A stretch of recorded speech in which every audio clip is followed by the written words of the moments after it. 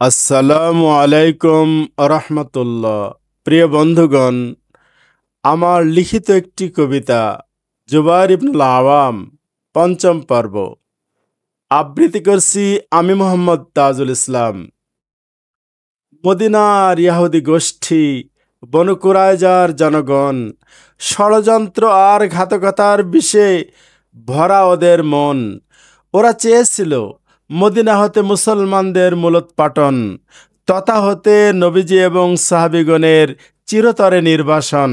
বনু কুরাইজা Medina সনদের ধারা করেছিল লঙ্ঘন, লেখা ছিল সেথা গোপন তথ্য সবাই রাখিবে গোপন।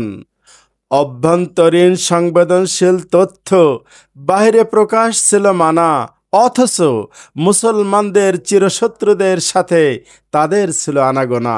মুসলমানদের গোপন সংবাদ কুরাইশদের কাছে করিত প্রকাশ, সে ছিল তাহারা নবগঠিত ইসলামী রাষ্ট্রের করিবে সর্বনাশ। বনু কুরাইজার ঘাতকতার তথ্য ঠিকমতো জানা দরকার, প্রয়োজন তাদের ভিতরে ঢুকে নিয়ে আসা সত্য সমাচার। মুসলমানদেরকে জড়ো করে কহিলেন নবীজি সবার তরে, নাসিয়া জীবনের ভয়, কে প্রবেশ করিবে শত্রু শিবিরে। বনু কুরাইজার নিখুঁত সংবাদ সংগ্রহে কে হবে গুপ্তচর। পশিয়া তাহাদের কলিজার ভিতর, সে আনিবে আসল খবর।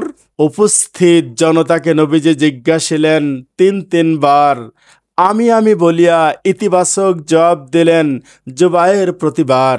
নিদারুণ সন্তুষ্ট হয়ে নবীজি জুবায়েরকে দিলেন হাওয়ারি উপাধি। আকাশ বাতাস মথিয়া মথিয়া সেবানী গুঞ্জরিত হচ্ছে নিরবধি। বলিলেন নবীজি, কালে কালে প্রত্যেক নবীর আছে হাওয়ারি, আর জুবায়ের আমার হাওয়ারি, যিনি অনন্ত আলোর দিশারি। সারা জীবন ব্যাপী তিনি ছিলেন নবীজির আজ্ঞাবহ আমিল।